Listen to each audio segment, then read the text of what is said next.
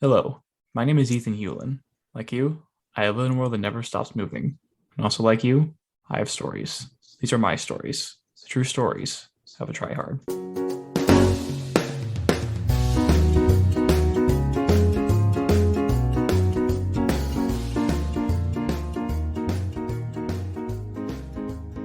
Welcome back to True Stories of a Tryhard. I'm Ethan Hewlin, And I'm Claire Krasky.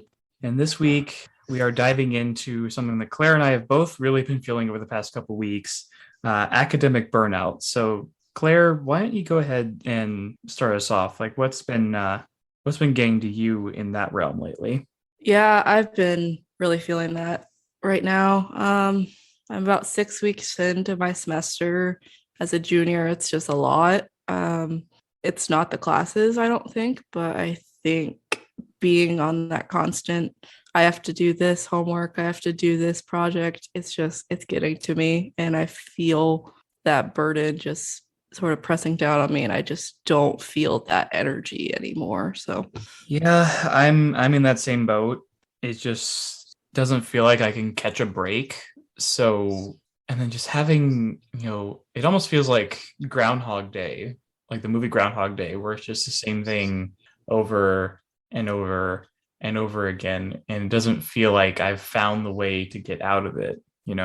yeah, it's just you wake up, you go to class, and then you spend the rest of your night just doing homework or whatever necessary for that class. And it doesn't feel like it'll ever stop. It just gets worse when there's test days and when there's Mhm. something due that's bigger. Yeah, and I don't know how it is with you, but every week I have a programming assignment that's due on Monday night. I have a week to do it, and sometimes it kind of gets lost in all the other stuff that I have to do. If I wasn't working, it'd probably be a lot easier, but because I have to pay for things, it's a little bit harder, to say the least. Just because I just have something else I have to worry about. Yeah. Um, this is probably my lightest semester so far, but still I am just so drained after classes. I usually have at least two quizzes due on Wednesday night and then at least one more assignment that's due the following Friday every single week, which is just it's so much when you just have that constant sort of attack at your mental health and just what you have to do all the time. Yeah, it's been uh, you've seen The Office, right? Yes. You know when Michael Scott said I've been going through a bit of a rough patch the whole year actually? That's how I feel right now. Yeah. Um, you know that meme that goes around on Wednesdays on Twitter where it's been a heck of a week and it's only Wednesday? That's my entire Yeah. life right now. Yeah, that's about how I feel right now because on one hand like time goes by really quickly, but by the same token time goes by really quickly, so I have no time to slow down most of the time. Yeah. I feel a little bit better right now because I'm currently on fall break. Well, technically. Um, and instead of going anywhere, I just decided to stay home and work all weekend. So it's nice to not have those classes on Monday and Tuesday, but I am I still feel like I'm on campus and still doing classwork and it's not fun. Yeah. The way that my university does it, the fall break and is integrated with Thanksgiving. So we get like a whole week off. We have Monday through Friday off Thanksgiving and obviously both of those weekends. So I don't know if that's smarter or not because it's all at once. Personally, I think I could have used the fall break a little bit earlier than it is just because I hardly ever just get a day to myself where there's not any homework to be done. So, Yeah, they were talking pretty much every week saying, "Oh, we could change it and you just don't get a fall break until Thanksgiving. We could just give you the full week at Thanksgiving. You might not get a fall break." Somehow we got it despite threats and empty email threats that they sent us, but it's here. empty email threats. What were y'all doing to make them threaten that in the first place? Or was it just external factors? I think it was just external factors.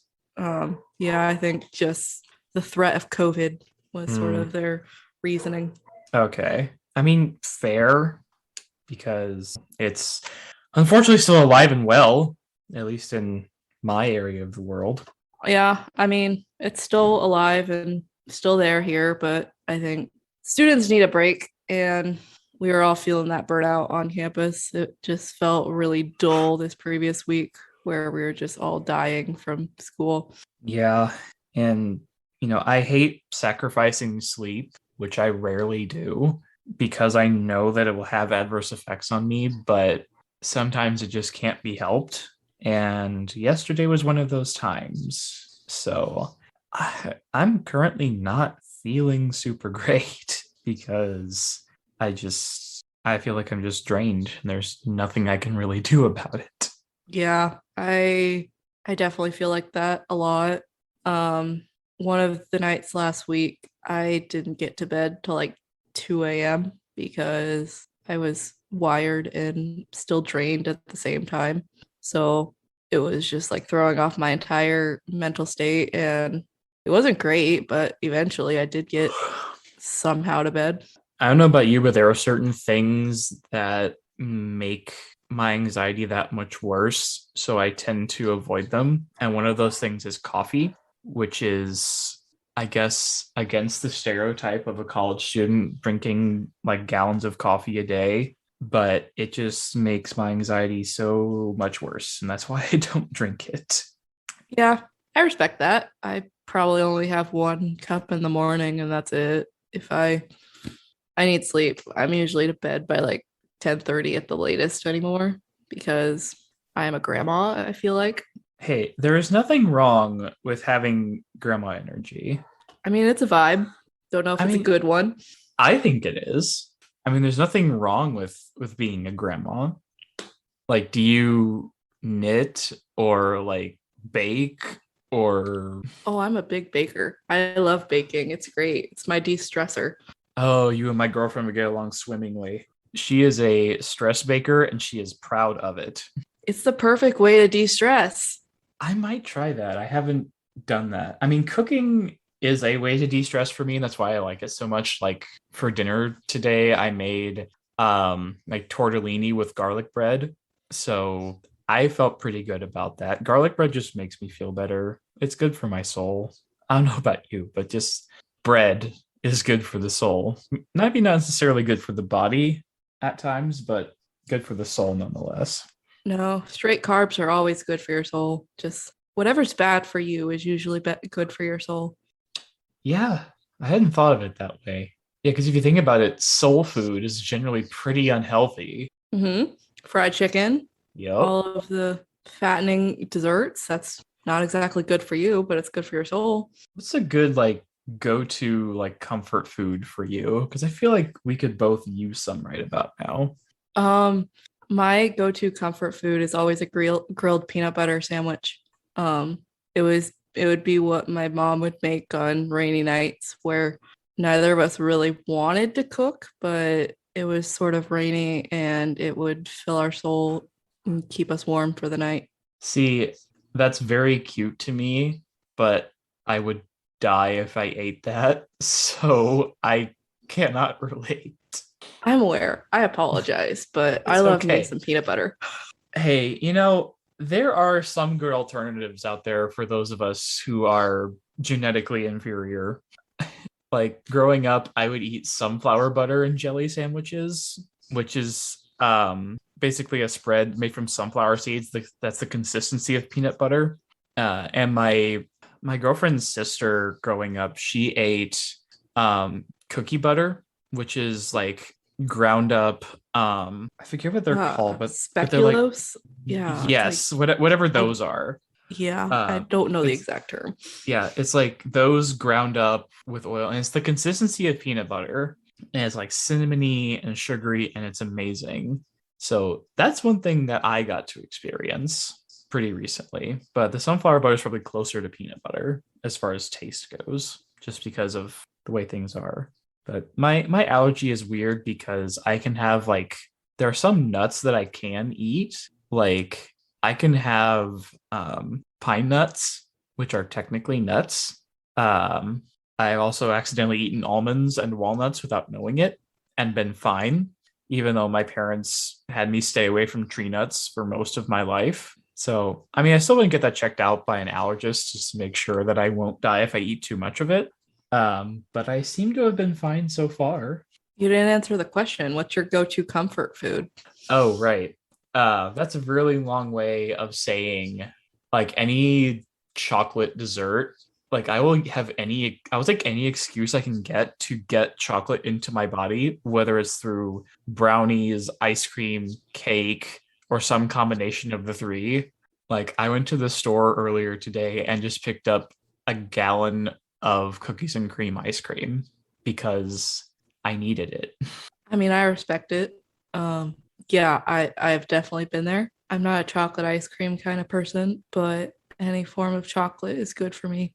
Are you a dark chocolate person or a milk chocolate person? I prefer milk chocolate, but they both have their merits. As we're gonna have to agree to disagree, but I like milk chocolate. I just prefer dark. Oh, okay. Interesting. No, there's nothing wrong with milk chocolate. Like I love it in s'mores and like in chocolate milk and stuff like that. But if I'm just gonna eat straight up chocolate, Mhm. I'm going dark every time. Interesting. I can see it. I don't know. Some people think it's bitter and doesn't taste good, but it's complex. Unlike milk chocolate, which in my opinion is just kind of flat. So I don't know. Okay. I have weird taste buds. I had COVID. Let me let me eat my chocolate in peace. Oh yeah, I'm not judging you. I have different opinions. So Let's see. Strong opinions about things that don't matter. That is a I have a lot of strong opinions about things that don't actually matter. Like what do you think? Like where's some strong opinions you hold that don't like actually have any impact on anyone's life but your own? I hate socks. Socks are the devil. I Really? can't stand socks. I can't sleep with them. If I'm home alone, I am not wearing socks. I will avoid wearing shoes that require socks if I have to. See, I'm with that, except I hate pants. Whenever I get the opportunity, I will wear shorts. Now, I'm not an idiot. I don't wear shorts when it's like below 50 degrees outside, but that doesn't mean I want to. I mean, I respect it. I won't wear socks even if it's the dead of winter inside my own home. I refuse to wear socks if I don't have to. Just rely on blankets instead. Yeah. You know, blankets are another thing that's good for the soul. Hmm. Like, I sleep pretty hot, so I don't have a ton of blankets on my bed, but like on my couch, there is this big blue fuzzy blanket that I absolutely adore because it's bigger than me and I get to make myself a cocoon inside of it and it's amazing. Yeah. I have a lot of blankets on my bed, and then I have a giant weighted blanket that I use on my couch where I watch movies so I can just sort of feel calm under the weighted blanket and just not have to worry about anything else. Oh, my weighted blanket's on my bed. It's on top of my comforter. That's the only other blanket on my bed. Interesting. I don't know. I am a heat source for other people, and I'm fine with that. Interesting.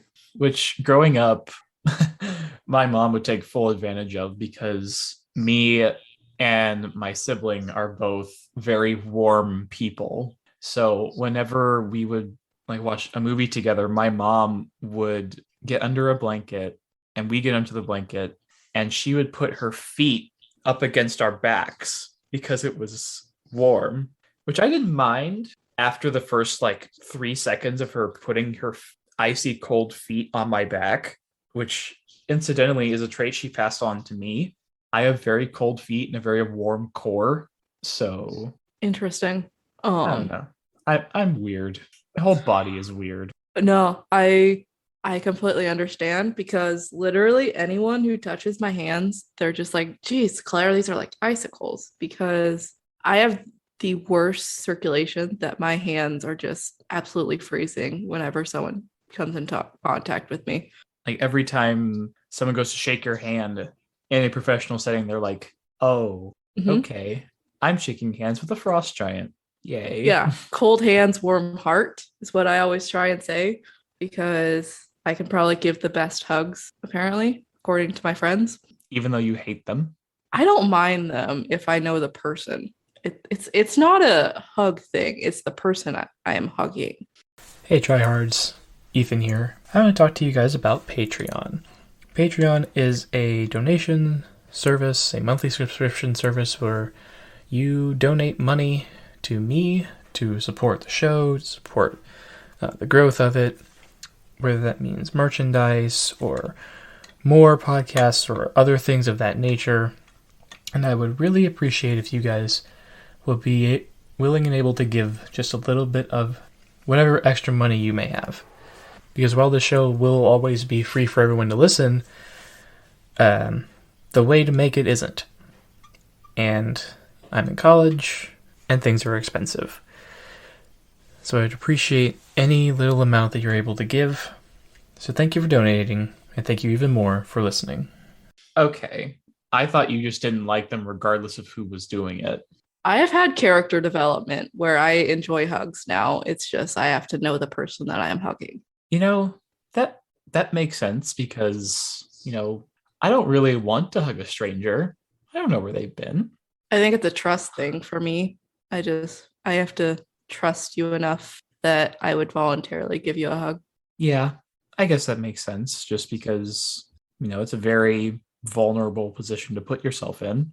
Yeah, yeah, you know this about me. I've been pretty much anti-hug for the longest time, but in the previous 2 months, I've been more open to hugs. Okay, so this is recent.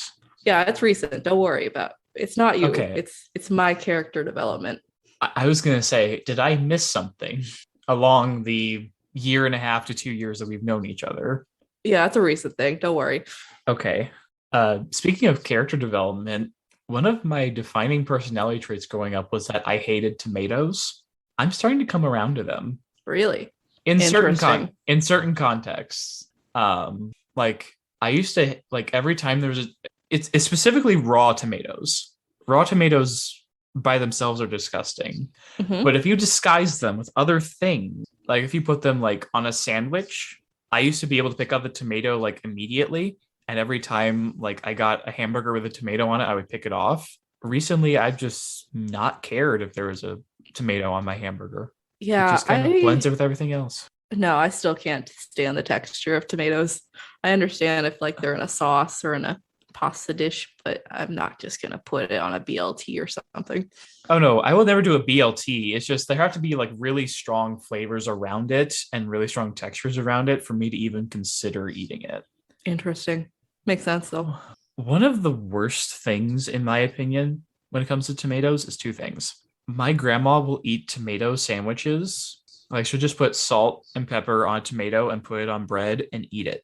Absolutely nasty. And another thing, caprese salad, which in my opinion, the definition of salad is too loose. Mm-hmm. Because the caprese salad is tomatoes, mozzarella cheese, and balsamic vinegar. That's it.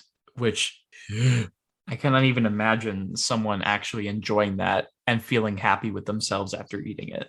I mean, this is the Midwest, so you can get away with a lot of things being called a salad. Yeah, I mean, macaroni salad and potato salad and Jell-O salad exists. Mm-hmm. So, I don't know. Like I said, the definition of salad is too loose. Yeah, I agree. I don't know. We've been all over the place, but that's okay. We're kind of getting close to wrap time. Claire, what do you want to say to people before we go? I don't know. We've been a lot of different places. To think this started out on academic burnout. Hey, you can start somewhere and then you come somewhere completely different, and I don't think that's a bad thing. No, I mean, this tracks for my mind. I sort of make weird connections, so it's fine. If you listen to the episode all the way through, they'll know how we got to this part. So, yeah, I don't have anything else. All right. Thank you, listeners, for tuning in this week's True Stories of a Tryhard. You can find me on Instagram at ethan.t.hulen. That is Hulen. You can find me on Twitter, etphonehome. The O's are zeros, the E's are threes. You can find the podcast on Twitter and Instagram at True Stories Pod. Claire, where can people find you? And yeah, you can find me on both Instagram and Twitter at Claire Kraski. That is ClareKrajeWski. The best way to get the word out about podcasts is via word of mouth and social media. So please, please, please share this with your friends, share it on your social media. And if you post it in some way and tag me, you will get featured on the official podcast accounts. And please feel free to leave a rating and review on Apple Podcasts. I would very much appreciate it. All right, we'll be back with more stories next week. So until then, Zethan Hewlin and Claire Krasky signing off.